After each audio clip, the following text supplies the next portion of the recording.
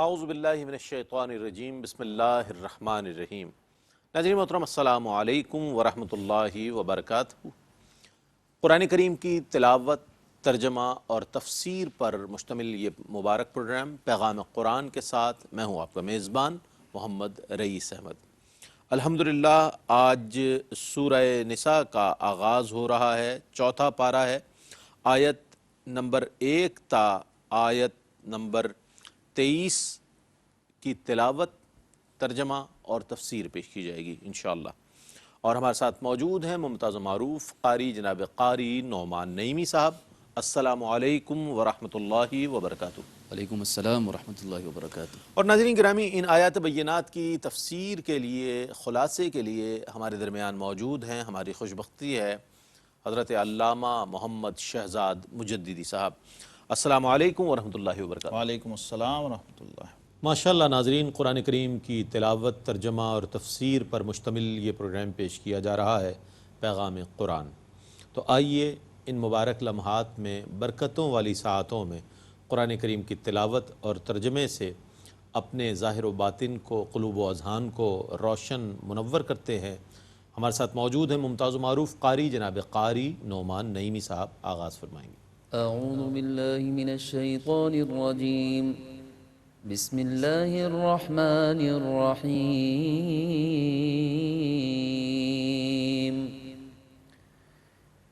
یا ایہا الناس اتقوا ربکم الذی خلقکم من نفس واحدة وخلق منها زوجها وبث منهما رجالا كثيرا ونساء واتقوا الله الذي تساءلون به والأرحام ان اللہ کان علیکم رقیبا۔ میں اللہ کی پناہ میں آتا ہوں شیطان مردود سے۔ اللہ ہی کے نام سے شروع کرتا ہوں جو نہایت رحم فرمانے والا، بہت مہربان ہے۔ اے لوگو، اپنے رب سے ڈرو جس نے تمہیں ایک شخص آدم سے پیدا کیا اور اسی سے اس کی بیوی حوا پیدا کی، اور ان دونوں سے بکثرت مردوں اور عورتوں کو پھیلا دیا۔ اور اللہ سے ڈرو جس کے سبب سے تم ایک دوسرے سے سوال کرتے ہو، اور رشتہ داروں سے قطع تعلق کرنے سے ڈرو، بے شک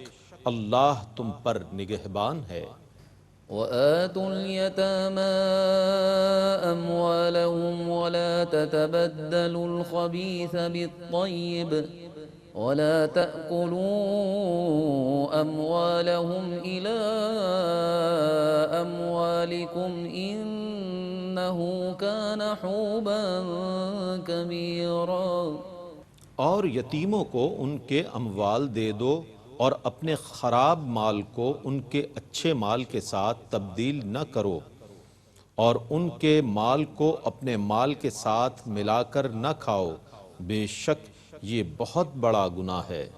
وَإِنْ خِفْتُمْ أَلَّا تُقْسِطُوا فِي الْيَتَامَى فَانكِحُوا مَا طَابَ لَكُم مِّنَ النِّسَاءِ مَثْنَىٰ وَثُلَاثَ وَرُبَاعَ، فَإِنْ خِفْتُمْ أَلَّا تَعْدِلُوا فَوَاحِدَةً أَوْ مَا مَلَكَتْ أَيْمَانُكُمْ ذَلِكَ أَدْنَىٰ أَلَّا تَعُولُوا۔ اگر تمہیں یہ اندیشہ ہو کہ تم یتیم لڑکیوں میں انصاف نہ کر سکو گے تو تمہیں جو عورتیں پسند ہوں ان سے نکاح کرو، 2 سے، 3 سے اور 4 سے۔ پس اگر تمہیں یہ خدشہ ہو کہ تم ان میں عدل نہ کر سکو گے تو صرف 1 سے نکاح کرو، یا اپنی مملوکہ کنیزوں سے استمتاع کرو، یہ اس سے زیادہ قریب بصحت ہے کہ تم کسی ایک کی طرف جھک جاؤ۔ وَآتُوا النِّسَاءَ صَدُقَاتِهِنَّ نحلة فإن طبن لكم عن شيء منه نفسا فكلوه هنيئا مريئا۔ اور عورتوں کو ان کے مہر خوشی سے ادا کرو، تو پھر اگر وہ خوشی سے اس مہر میں سے تم کو کچھ دیں تو اس کو مزے مزے سے کھاؤ۔ ولا تؤتوا السفهاء أموالكم التي جعل الله لكم قياما وارزقوهم فيها واكسوهم وقولوا لهم قولا معروفا۔ اور کم عقلوں کو اپنے وہ مال نہ دو جن کو اللہ نے تمہاری گزر اوقات کا ذریعہ بنایا ہے، اور اس مال میں سے ان کو کھلاؤ اور پہناؤ اور ان سے خیر خواہی کی بات کہو۔ وابتلوا اليتامى حتى إذا بلغوا النكاح فإن آنستم منهم رشدا فادفعوا إليهم أموالهم ولا تأكلوها إسرافا وبدارا أن يكبروا ومن كان غنيا فليستعفف ومن كان فقيرا فليأكل بالمعروف فإذا دفعتم إليهم أموالهم فأشهدوا عليهم وكفى بالله حسيبا۔ اور یتیموں کا بطور تربیت امتحان لیتے رہو حتیٰ کہ جب وہ نکاح کی عمر کو پہنچ جائیں اور تم ان میں سمجھداری کے آثار دیکھو تو ان کے مال ان کے حوالے کر دو، اور ان کے مال کو فضول خرچ کر کے ان کے بڑے ہونے کے خوف سے جلدی جلدی نہ کھاؤ، اور جو یتیم کا ولی مالدار ہو وہ ان کا مال کھانے سے بچتا رہے، اور جو حاجت مند ہو وہ دستور کے موافق کھا لے۔ پھر جب تم ان کے مال ان کے حوالے کرو تو ان پر گواہ بنا لو، اور اللہ کافی ہے حساب لینے والا۔ للرجال نصيب مما ترك الوالدان والأقربون وللنساء نصيب مما ترك الوالدان والأقربون مما قل منه أو كثر نصيبا مفروضا۔ مردوں کے لیے اس مال میں سے حصہ ہے جس کو ماں باپ اور قرابت داروں نے چھوڑا ہو، اور عورتوں کے لیے بھی اس مال میں سے حصہ ہے جس کو ماں باپ اور قرابت داروں نے چھوڑا ہو، خواہ وہ مال کم ہو یا زیادہ، یہ اللہ کی طرف سے مقرر کیا ہوا حصہ ہے۔ وَإِذَا حَضَرَ الْقِسْمَةَ أُولُو الْقُرْبَى وَالْيَتَامَى وَالْمَسَاكِينُ فَارْزُقُوهُم مِّنْهُ وَقُولُوا لَهُمْ قَوْلًا مَّعْرُوفًا۔ اور جب ترکے کی تقسیم کے وقت غیر وارث قرابت دار، یتیم اور مسکین بھی موجود ہوں تو اس ترکے سے انہیں بھی کچھ دے دو اور ان سے خیر خواہی کی بات کہو۔ وَلْيَخْشَ الَّذِينَ لَوْ تَرَكُوا مِنْ خَلْفِهِمْ ذُرِّيَّةً ضِعَافًا خَافُوا عَلَيْهِمْ فَلْيَتَّقُوا اللَّهَ وَلْيَقُولُوا قَوْلًا سَدِيدًا۔ وہ لوگ یہ سوچ کر ڈریں کہ اگر وہ اپنے مرنے کے بعد بے سہارا اولاد چھوڑ جاتے تو انہیں مرتے وقت ان کے متعلق کیسا اندیشہ ہوتا، سو انہیں یتیموں کے متعلق اللہ سے ڈرنا چاہیے اور درست بات کہنی چاہیے۔ ان الذين يأكلون اموال اليتامى ظلما انما يأكلون في بطونهم نارا وسيصلون سعيرا۔ بے شک جو لوگ ناجائز طریقے سے یتیموں کا مال کھاتے ہیں وہ اپنے پیٹوں میں صرف آگ بھر رہے ہیں، اور وہ عن قریب بھڑکتی ہوئی آگ میں داخل ہوں گے۔ يوصيكم الله في أولادكم للذكر مثل حظ الأنثيين فإن كن نساء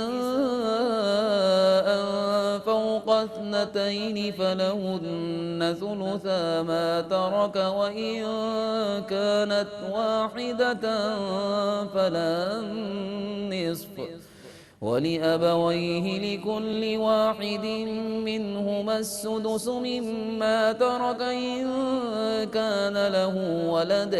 فإن لم يكن له ولد وورثه أبواه فلأمه الثلث فإن كان له إخوة فلأمه السدس من بعد وصية يوصي بها أو دين آباؤكم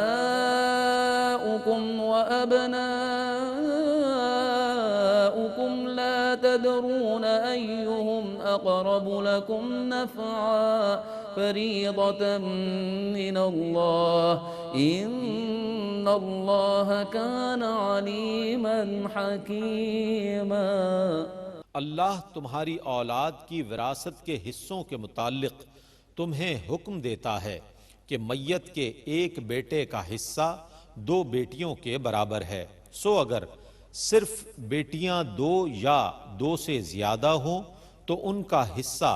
کل ترکے کا 2/3 ہے، اور اگر صرف ایک بیٹی ہو تو اس کا حصہ کل ترکے کا نصف ہے۔ اگر میت کی اولاد ہو تو اس کے ترکے سے اس کے ماں باپ میں سے ہر ایک کا 6واں حصہ ہے۔ اگر میت کی اولاد نہ ہو اور صرف ماں باپ ہی وارث ہوں تو ماں کا 3واں حصہ ہے اور باقی سب باپ کا ہے۔ اور اگر میت کے بہن بھائی ہوں تو ماں کا 6واں حصہ ہے۔ یہ تقسیم اس کی وصیت پوری کرنے کے بعد اور اس کا قرض ادا کرنے کے بعد ہے۔ تمہارے باپ اور تمہارے بیٹے تم خود نہیں جانتے کہ تم کو نفع پہنچانے کے کون زیادہ قریب ہے، یہ اللہ کی طرف سے مقرر کیے ہوئے حصص ہیں، بے شک اللہ خوب جاننے والا بہت حکمت والا ہے۔ وَلَكُمْ نِصْفُ مَا تَرَكَ أَزْوَاجُكُمْ إِن لَّمْ يَكُن لَّهُنَّ وَلَدٌ فَإِن كَانَ لَهُنَّ وَلَدٌ فَلَكُمُ الرُّبُعُ مِمَّا تَرَكْنَ مِن بَعْدِ وَصِيَّةٍ يُوصِينَ بِهَا أَوْ دَيْنٍ وَلَهُنَّ الرُّبُعُ مِمَّا تَرَكْتُمْ إِن لَّمْ يَكُن لَّكُمْ وَلَدٌ فَإِن كَانَ لَكُمْ وَلَدٌ فَلَهُنَّ الثُّمُنُ مِمَّا تَرَكْتُم مِّن بَعْدِ وَصِيَّةٍ تُوصُونَ بِهَا أَوْ دَيْنٍ وَإِن كَانَ رَجُلٌ يُورَثُ كَلَالَةً أَوِ امْرَأَةٌ وَلَهُ أَخٌ أَوْ أُخْتٌ فَلِكُلِّ واحد منهما السُّدُسُ فَإِن كَانُوا أَكْثَرَ مِن ذَلِكَ فَهُمْ شُرَكَاءُ فِي الثُّلُثِ مِن بَعْدِ وَصِيَّةٍ يُوصَىٰ بِهَا أَوْ دَيْنٍ غَيْرَ مُضَارٍّ وَصِيَّةً مِّنَ اللَّهِ وَاللَّهُ عَلِيمٌ حَلِيمٌ۔ اور تمہاری بیویوں کے ترکے میں سے تمہارے لیے آدھا حصہ ہے، بشرطِ یہ کہ ان کی اولاد نہ ہو، اور اگر ان کی اولاد ہو تو ان کے ترکے میں سے تمہارا 4تھائی حصہ ہے۔ ان کی وصیت پوری کرنے اور ان کا قرض ادا کرنے کے بعد، اور اگر تمہاری اولاد نہ ہو تو تمہارے ترکے میں سے ان کا 4تھائی حصہ ہے، اور اگر تمہاری اولاد ہو تو تمہارے ترکے میں سے ان کا 8واں حصہ ہے۔ تمہاری وصیت پوری کرنے اور تمہارا قرض ادا کرنے کے بعد اور اگر کسی ایسے مرد یا عورت کا ترکہ تقسیم کرنا ہو جس کے ماں باپ ہوں اور نہ اولاد اور اس کا ماں کی طرف سے بھائی یا بہن ہو تو ان میں سے ہر ایک کا چھٹا حصہ ہے، اور اگر وہ بھائی یا بہن ایک سے زیادہ ہوں تو ان سب کا 1/3 حصہ ہے۔ اس شخص کی وصیت پوری کرنے اور اس کا قرض ادا کرنے کے بعد وصیت میں نقصان نہ پہنچایا گیا ہو، یہ اللہ کی طرف سے حکم ہے، اور اللہ خوب جاننے والا، بہت حلم والا ہے۔ تلك حدود الله ومن يطع الله ورسوله يدخله جنات تجري من تحتها الأنهار خالدين فيها وذلك الفوز العظيم۔ یہ اللہ کی حدود ہیں، اور جو شخص اللہ اور اس کے رسول کی اطاعت کرے گا، اللہ اس کو ان جنتوں میں داخل کر دے گا جن کے نیچے سے دریا بہتے ہیں، وہ اس میں ہمیشہ رہیں گے، اور یہ بہت بڑی کامیابی ہے۔ ومن يعص الله ورسوله ويتعد حدوده يدخله نارا خالدا فيها وله عذاب مهين۔ اور جو اللہ اور اس کے رسول کی نافرمانی کرے گا اور اس کی حدود سے تجاوز کرے گا، اللہ اس کو دوزخ میں داخل کر دے گا جس میں وہ ہمیشہ رہے گا، اور اس کے لیے ذلت والا عذاب ہے۔ واللاتي يأتين الفاحشة من نسائكم فاستشهدوا عليهن 4 منكم فإن شهدوا فأمسكوهن في البيوت حتى يتوفاهن الموت أو يجعل الله لهن سبيلا۔ اور تمہاری عورتوں میں سے جو بدکاری کریں تو ان کے خلاف اپنے 4 مسلمان مردوں کی گواہی طلب کرو، پس اگر وہ گواہی دے دیں تو ان عورتوں کو گھروں میں مقید رکھو حتیٰ کہ انہیں موت آ جائے، یا اللہ ان کے لیے کوئی اور راہ پیدا کر دے۔ واللذان يأتيانها منكم فآذوهما فإن تابا وأصلحا فأعرضوا عنهما إن الله كان توابا رحيما۔ اور تم میں سے جو 2 شخص بے حیائی کا ارتکاب کریں تو تم ان کو اذیت پہنچاؤ، پس اگر وہ توبہ کر لیں اور نیک ہو جائیں تو ان سے درگزر کرو، بے شک اللہ بہت توبہ قبول فرمانے والا، نہایت رحم فرمانے والا ہے۔ انما التوبة على الله للذين يعملون السوء بجهالة ثم يتوبون من قريب فأولئك يتوب الله عليهم وكان الله عليما حكيما۔ توبہ کی مقبولیت اللہ پر صرف ان لوگوں کے لیے ہے جو جہالت سے گناہ کر بیٹھیں پھر ان قریب توبہ کر لیں، تو یہ وہ لوگ ہیں جن کی توبہ اللہ اپنے فضل سے حتماً قبول فرماتا ہے، اور اللہ خوب جاننے والا، بہت حکمت والا ہے۔ وليست التوبة للذين يعملون السيئات حتى إذا حضر أحدهم الموت قال إني تبت الآن ولا الذين يموتون وهم كفار أولئك أعتدنا لهم عذابا أليما۔ اور ان لوگوں کی توبہ مقبول نہیں ہے جو مسلسل گناہ کرتے رہتے ہیں، حتیٰ کہ جب ان میں سے کسی شخص کو موت آتی ہے تو وہ کہتا ہے میں نے اب توبہ کی، اور نہ ان لوگوں کی توبہ مقبول ہے جو حالت کفر میں مرتے ہیں، یہ وہ لوگ ہیں جن کے لیے ہم نے دردناک عذاب تیار کر رکھا ہے۔ يا أيها الذين آمنوا لا يحل لكم أن ترثوا النساء كرها ولا تعضلوهن لتذهبوا ببعض ما آتيتموهن إلا أن يأتين بفاحشة مبينة وعاشروهن بالمعروف فإن كرهتموهن فعسى أن تكرهوا شيئا ويجعل الله فيه خيرا كثيرا۔ اے ایمان والو، تمہارے لیے یہ جائز نہیں کہ تم زبردستی عورتوں کے وارث بن جاؤ، اور نہ تم ان کو اس لیے روکو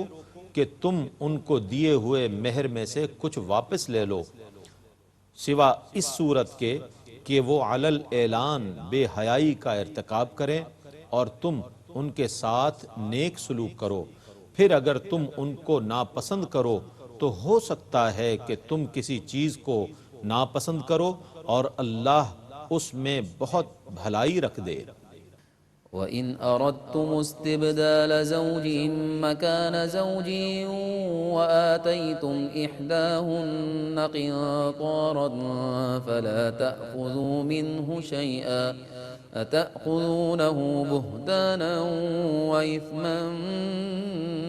مُّبِينًا۔ اور اگر تم ایک بیوی کے بدلے دوسری بیوی لانا چاہو اور ان میں سے ایک کو تم ڈھیروں مال دے چکے ہو تو اس مال میں سے کچھ بھی واپس نہ لو، کیا تم اس مال کو بہتان باندھ کر اور کھلے گناہ کا ارتکاب کر کے واپس لوگے؟ وَكَيْفَ تَأْخُذُونَهُ وَقَدْ أَفْضَىٰ بَعْضُكُمْ إِلَىٰ بَعْضٍ وَأَخَذْنَ مِنكُم مِّيثَاقًا غَلِيظًا۔ اور تم اس مال کو کیوں کر واپس لوگے جبکہ تم ایک دوسرے کے ساتھ خلوت میں مل چکے ہو اور وہ تم سے پختہ عہد لے چکی ہیں۔ وَلَا تَنكِحُوا مَا نَكَحَ آبَاؤُكُم مِّنَ النِّسَاءِ إِلَّا مَا قَدْ سَلَفَ إِنَّهُ كَانَ فَاحِشَةً وَمَقْتًا وَسَاءَ سَبِيلًا۔ اور ان عورتوں کے ساتھ نکاح نہ کرو جن کے ساتھ تمہارے باپ دادا نکاح کر چکے ہیں، مگر جو گزر چکا، بے شک ایسا فعل بے حیائی اور موجب غضب ہے اور بہت برا طریقہ ہے۔ حرمت عليكم أمهاتكم وبناتكم وأخواتكم وعماتكم وخالاتكم وبنات الأخ وبنات الأخت وأمهاتكم اللاتي أرضعنكم وأخواتكم من الرضاعة وأمهات نسائكم وربائبكم اللاتي في حجوركم من نسائكم اللاتي دخلتم بهن فإن لم تكونوا دخلتم بهن فلا جناح عليكم وحلائل أبنائكم الذين من أصلابكم وأن تجمعوا بين الأختين إلا ما قد سلف إن الله كان غفورا رحيما۔ تم پر حرام کی گئی ہیں تمہاری مائیں اور تمہاری بیٹیاں اور تمہاری بہنیں اور تمہاری پھوپھیاں اور تمہاری خالائیں اور بھتیجیاں اور بھانجیاں اور تمہاری وہ مائیں جنہوں نے تم کو دودھ پلایا اور تمہاری رضائی دودھ شریک بہنیں اور تمہاری بیویوں کی مائیں اور تمہاری ان بیویوں کی بیٹیاں جن سے تم صحبت کر چکے ہو اور اگر تم نے ان بیویوں سے صحبت نہ کی ہو تو ان کی بیٹیوں سے نکاح کرنے میں تم پر کوئی گناہ نہیں، اور تمہارے نسلی بیٹوں کی بیویاں اور تم پر حرام کیا گیا ہے یہ کہ تم دو بہنوں کو نکاح میں جمع کرو، مگر جو گزر چکا بے شک اللہ بہت بخشنے والا بے حد رحم فرمانے والا ہے۔ ماشاءاللہ ناظرین، آپ نے قرآن کریم کی تلاوت سماعت فرمائی، ترجمہ سماعت فرمایا۔ سعادت کے اس سفر میں ہمارے تمام ناظرین شریک سفر رہے۔ اللہ تعالیٰ اس سعادت کو ہمارے لیے جاری و ساری فرمائے اور اس میں مزید برکتیں عطا فرمائے۔ آئیے تفسیر کے لیے چلتے ہیں حضرت علامہ محمد شہزاد مجددی صاحب کی خدمت میں کہ اس کا ان آیات مبارکہ کا خلاصہ بھی بیان فرمائیں اور تفسیر بھی بیان فرمائیں۔ بسم اللہ الرحمن الرحیم، الحمدللہ رب العالمین، والصلاة والسلام علی اشرف الانبیاء والمرسلین وعلی آلہ وصحبہ اجمعین۔ ناظرین مکرم، سورہ النساء چوتھا پارہ اور آغاز ہو رہا ہے یا ایہا الناس، انسانوں سے خطاب فرمایا جا رہا ہے۔ اے لوگو، اپنے رب سے ڈرو جس نے تمہیں ایک جان سے پیدا کیا اور اسی میں سے اس کا جوڑا بنایا۔ اب انسانی جو نسل ہے اور بنی نوع انسان ہیں، ان کے آغاز کی طرف قرآن نے بہت بلیغ اشارہ فرمایا ہے، اور اس کے اندر ایک بہت اہم چھپی ہوئی چیز یہ ہے کہ ہر انسان کو اس کی اصل کی طرف متوجہ کیا ہے قرآن نے۔ یعنی سادہ لفظوں میں ہم کہہ سکتے ہیں کہ اولاد کو ان کے باپ کا تعارف کروایا۔ جیسے یہ اصول و ضابطہ ہے کہ ہر بیٹے کو پتہ ہونا چاہیے کہ میرا باپ کون ہے، اور جب یہ مرکزیت اور یہ اصلیت انسان پر کھل جائے کہ میں آدم زاد ہوں، اولاد آدم ہوں، آدم علیہ السلام کا بیٹا ہوں، ایک ہی وجود سے پیدا ہونے والے ہیں ہم تمام انسان، تو دیکھیے کیسی ایکتا، کیسی یکجہتی، کیسا ایک احساس تعلق پیدا ہوتا ہے۔ یہ اسلامی تعلیمات کی اہم ترین روح ہے، اور یہ خاصہ بھی صرف اسلام کا ہے۔ اس وقت روئے زمین پر کوئی اور نظام ایسا موجود نہیں ہے جو انسانوں کو ایک ایسی اکائی میں اور ایک ایسی تسبیح میں پرو رہا ہے جہاں ابھی کوئی مذہب نہیں، کوئی مسلک نہیں، کوئی رنگ نہیں، کوئی نسل نہیں، کوئی نسب نہیں، کوئی زبان نہیں۔ اے لوگو، اس رب سے ڈرو جس نے تمہیں ایک جان سے پیدا کیا، یعنی سیدنا آدم علیہ السلام سے پیدا کیا، اور پھر وَخَلَقَ مِنْهَا زَوْجَهَا، اسی ایک جان سے پھر ان کا جوڑا پیدا کیا، یعنی سیدہ حوا سلام اللہ علیہا جو تمام انسانوں کی ماں ہیں۔ اب یہاں ایک نقطہ ہے سمجھنے والا، آپ بھی توجہ فرمائیں ہمتن گوش کہ عورت مرد سے پیدا ہوئی ہے۔ اب یہاں پر جب انسانی فیملی کا آغاز ہو رہا ہے، پوری انسانیت بنی نوع انسان کی ابتدا ہو رہی ہے، تو وہ مرد سے ہے، یعنی باپ سے۔ تو اب اصل باپ ہوا۔ جب ہم اصلیت انسانی کی بات کرتے ہیں، نوع انسانی کی بات کرتے ہیں، نسل انسانی کی بات کرتے ہیں، تو وہاں اصل وجود جو ہے وہ باپ کا ہے۔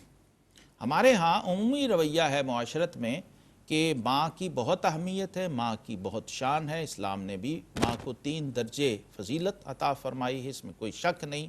لیکن اصلیت اور مرکزیت کے حوالے سے آج ہمیں دیکھنا ہے کہ فیملی کا جو سربراہ ہے وہ باپ ہے، اوپر سے یہی نظام چلا رہا ہے۔ تو اس لیے جو باپ کی شان ہے، باپ کی عظمت ہے، اس کو ہمیں فراموش نہیں کرنا چاہیے۔ اور آج تو یہاں قرآن تو یا ایھا الناس کہہ کے مخاطب ہے، روئے زمین کے ہر انسان کو یہ دعوت پیش کی جا رہی ہے۔ اور خطبہ حجۃ الوداع میں بھی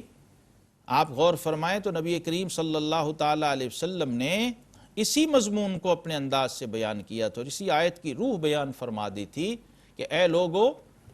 کلکم من آدم و آدم من تراب،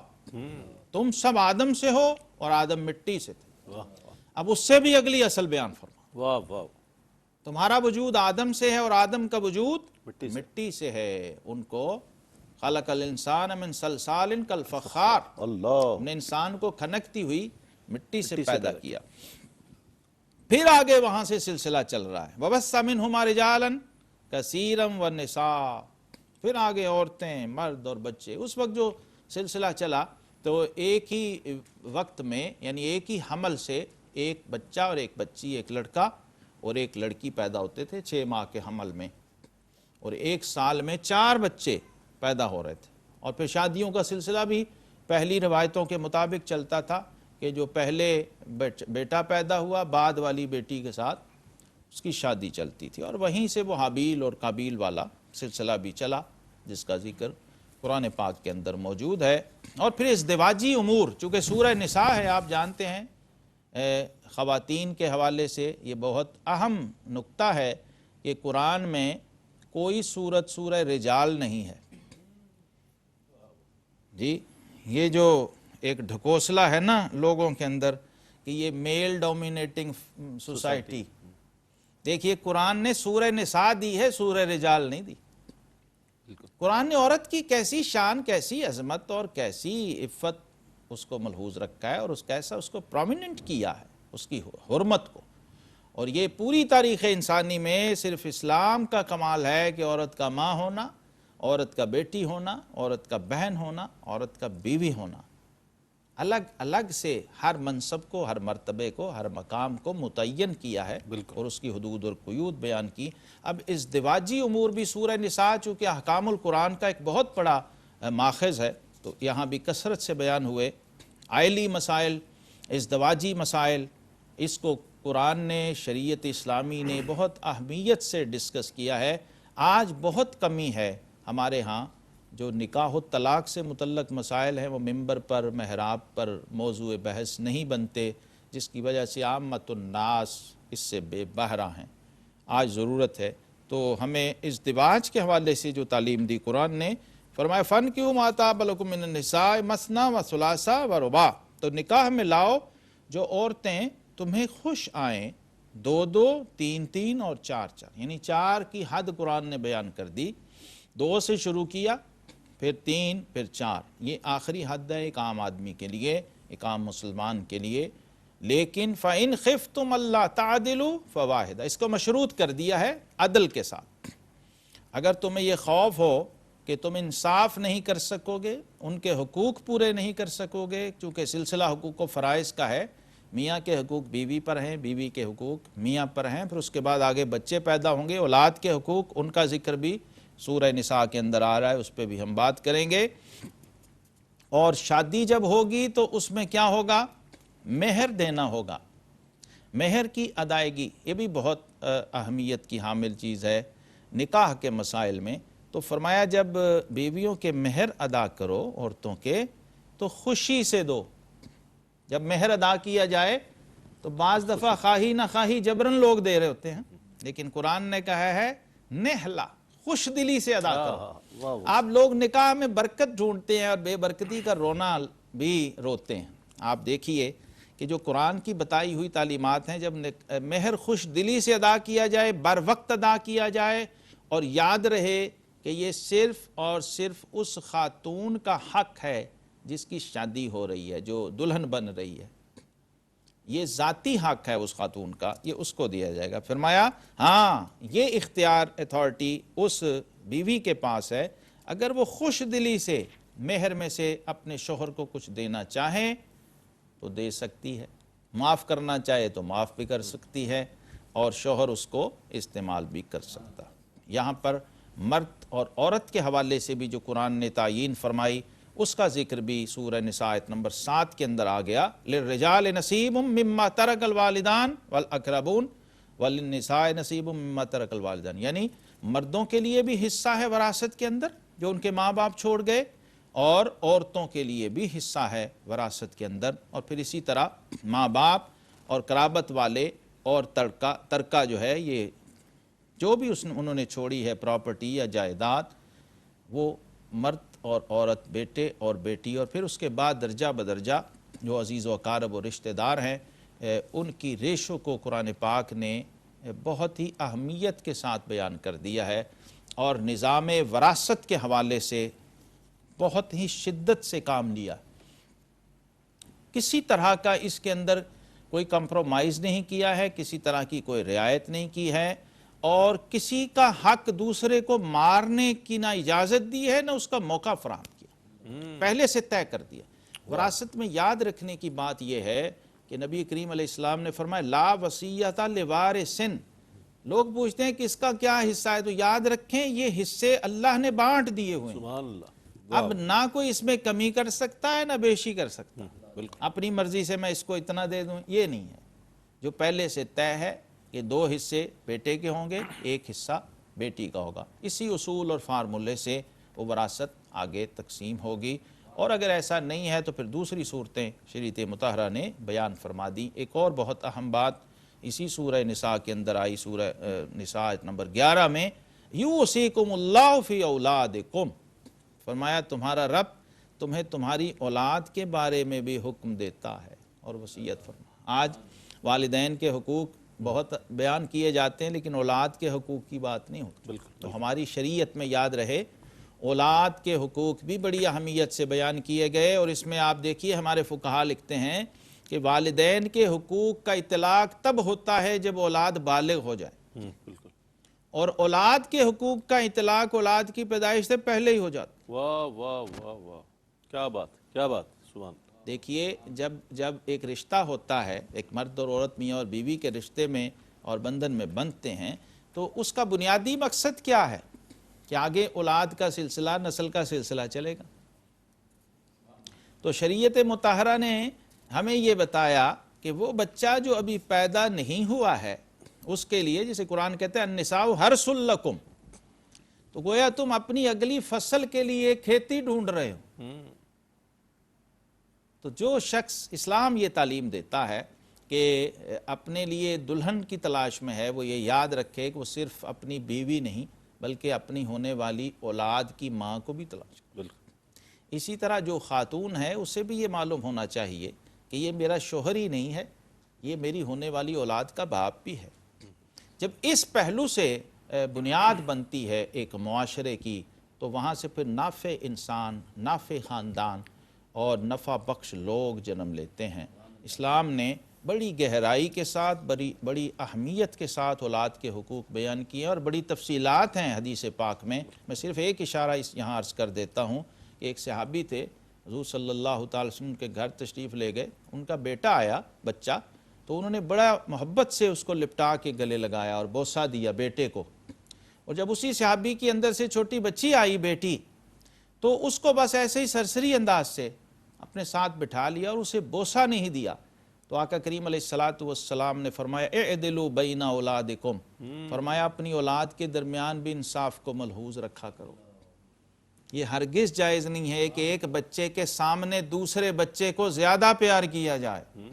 یہ بھی اس کی حق تلفی ہے، اور پھر بیٹے کو بیٹی پر ترجیح دی جائے۔ اولاد ہونے میں وہ دونوں برابر ہیں، وہ لیگل حق اور اتھارٹی الگ سے ہے، لیکن اولاد ہونے کے ناطے، بلکہ آقا کریم علیہ السلام نے سنت بنایا کہ بیٹی کے ساتھ بیٹے کی نسبت ذرا تھوڑا زیادہ شفقت فرمائے، سبحان اللہ، سبحان اللہ۔ اور فوراً ان صحابی کی تعلیم فرمائی اور ان کے ذریعے اپنی امت کی تعلیم فرمائی کہ تم نے بچی کو اسی طرح سے شفقت اور پیار سے اپنی آغوش میں کیوں نہیں لیا جس طرح بیٹے کو لیا ہے، کہیں اس کا دل نہ دکھ جائے۔ اسی طرح حضرت نعمان بن بشیر رضی اللہ عنہ کی روایت بخاری میں بڑی مشہور ہے، بہت پیارے تھے، بہت لاڈلے تھے، بہت محبوب تھے اپنے ماں باپ کے بھی اور آقا کریم علیہ السلام کے بھی، لیکن جب ان کے والد نے ان کو گفٹ کرنا چاہا اپنے باقی بچوں کے علاوہ صرف ایک بیٹے کو، تو آقا کریم علیہ السلام نے فرمایا کہ میں ظلم کا شریک نہیں بن سکتا، ظلم کے اندر شامل نہیں ہو سکتا۔ اسی طرح عورتوں کے حوالے سے ایک اور رویہ ہے، اگر کہیں کسی عورت سے بدکاری کا ارتکاب ہو جائے اور زنا کر بیٹھے تو اس پر بھی شریعت مطہرہ نے جو لیگل اور قانونی حدود اور قیود ہیں اس کا تعین فرمایا ہے۔ حدود کے حوالے سے تعزیرات اور حدود دونوں کا تعین کیا، فرمایا اگر کسی عورت پر ایسا الزام لگ جائے جو بدکاری پر مبنی ہو تو پھر کیا ہے، پھر اپنے میں سے 4 مردوں کی گواہی لو، اگر وہ گواہی دے دیں تو پھر ان عورتوں کو گھر میں بند رکھو، یعنی ان کو محبوس کر دیا جائے، اور زنا کی حد اگر ثابت ہو جائے، جرم ثابت ہو جائے شرائط کے ساتھ، لیگل قانونی شرائط کے ساتھ، تو پھر اس کی سزا اسلام نے رجم اور موت مقرر فرمائی ہے، خواہ وہ مرد ہو خواہ وہ عورت ہو، خاص طور پہ شادی شدہ مرد اور شادی شدہ عورت، اس کو سنگسار کرنے یعنی موت کی سزا تجویز فرمائی گئی ہے، اس لیے کہ یہ صرف قانون کی یا شریعت کی خلاف ورزی نہیں ہے، فطرت کے بنیادی اصولوں کو پامال کیا جا رہا ہے، ایک پورے کے پورے طے شدہ نظام کی خلاف ورزی کرتے ہوئے جو میاں اور بیوی کے رشتے سے آدم اور حوا سلام اللہ علیہما سے شروع کیا تھا اللہ نے نظام فطرت، اس کی خلاف ورزی کر کے انہوں نے نظام فطرت کو توڑنے کی کوشش کی ہے اور ایک ایسا راستہ متعین کیا ہے جس سے اگلا نسل اور اگلی جو انسان پیدا ہو اس کی کوئی اصل نہ ہو، اس کی کوئی حیثیت نہ ہو اور اس کا کوئی معاشرتی سٹیٹس نہ ہو۔ آگے پھر ہمیں قرآن بار بار توبہ کا رستہ بھی دکھاتا ہے، اپنا تواب اور رحیم ہونا بھی اللہ رب العزت نے بیان کیا ہے، اور پھر دوبارہ سے جیسے پہلے بیان ہوا تھا یہاں بھی بتا دیا کہ اگر کوئی غلطی کا مرتکب ہو جائے اور نادانی کے اندر، نادانی میں یعنی لا علمی میں کسی گناہ میں کسی غلطی میں مبتلا ہو جائے تو اس کے لیے فرمایا ثم یتوبون من قریب فاولئک یتوب اللہ علیہ، یعنی گناہ کے فوراً بعد توبہ کی طرف متوجہ ہونا اور توبہ کر لینا یہ اللہ کو بہت پسند ہے، کیونکہ وقان اللہ علیما حکیمہ، اللہ تبارک و تعالیٰ اس بات کو جانتا ہے کہ جب اس نے گناہ کیا ہے یا جرم کا مرتکب ہوا ہے تو کس کیفیت میں کیا۔ ایک تو آقا کریم علیہ السلام نے اپنی امت کے لیے بشارت ارشاد فرما دی کہ اللہ رب العزت نے میری امت سے خطا اور نسیان کو پہلے ہی اٹھا لیا، اگر نہ چاہتے ہوئے یا بھول کر اس سے بھول چوک میں کوئی غلطی ہو گئی ہے تو اللہ تبارک و تعالیٰ اس کو معاف فرما دیتے ہیں، اور اگر اس بندے کو اپنے گناہ کا احساس ہو جائے اور وہ فوراً توبہ کی طرف رجوع کر لے تو یہاں تک حدیث پاک میں ہے کہ یہ جو دائیں طرف والا نیکیاں لکھنے والا فرشتہ ہے یہ بائیں طرف والے فرشتے کو کہتا ہے کہ ابھی ذرا ٹھہر جاؤ، شاید یہ توبہ کر لے، تو گویا اس کے نامہ اعمال میں وہ بدی اور وہ گناہ درج ہونے سے پہلے ہی معاف ہو جاتا ہے اگر بندہ بر وقت توبہ کر لے، کیونکہ التائب من الذنب کمن لا ذنب لہ، فرمایا گناہ سے توبہ کرنے والا ایسا ہے جیسا کہ اس نے گناہ کیا ہی نہیں۔ وآخر دعوانا ان الحمدللہ رب العالمین۔ سبحان اللہ، جزاک اللہ۔ ناظرین محترم، آج الحمدللہ چوتھا پارہ اپنے اختتام کو پہنچا، سورہ نساء جاری ہے اور آج آیت 1 تا آیت 23 کی تلاوت، ترجمہ اور تفسیر الحمدللہ آج پیش کی گئی۔ اللہ تعالیٰ سے دعا ہے کہ اللہ تعالیٰ ہمیں توبہ کرنے کی توفیق عطا فرمائے اور ان لوگوں میں شامل فرمائے کہ جن کی اس نے توبہ قبول فرمائی ہے، چونکہ بحیثیت انسان ہم سے زندگی میں جو کچھ سہون اگر کچھ ہو گیا ہے، نادانی میں کچھ ہو گیا ہے، کچھ معاملات ہو گئے ہیں تو اللہ تعالیٰ سے دعا ہے کہ اللہ تعالیٰ اسے معاف فرمائے۔ اس کے ساتھ ہی پیغام قرآن سے اپنے میزبان محمد رئیس احمد کو اجازت دیجیے۔ اللہ حافظ۔